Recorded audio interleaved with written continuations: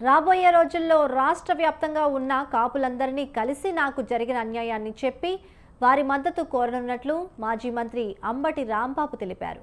తాను కష్టంలో ఉన్నప్పుడు పార్టీ అయిన వైఎస్ఆర్సీపీ పూర్తి మద్దతిచ్చి సహకరించిందన్నారు. తనపై జరిగిన దాడి అన్యాయాన్ని అందరికీ వివరిస్తానన్నారు. తాను జైల్లో ఉన్నప్పుడు మద్దతు తెలిపిన అందరికీ కృతజ్ఞతలు తెలుపుతున్నానన్నారు. ఇక తనపై దాడి జరిగితే నన్ను జైల్లో పెట్టించారని ఫైర్ అయ్యారు. దాడి చేసిన వారికి నోటీసులు ఇచ్చి వదిలేశారని అంబటి రాంబాబు అన్నారు. జరిగినటువంటి సంఘటన చిన్న సంఘటన కాదు.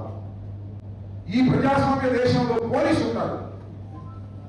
100 కొడితే 5 నిమిషాల్లో పోలీసు వస్తారు.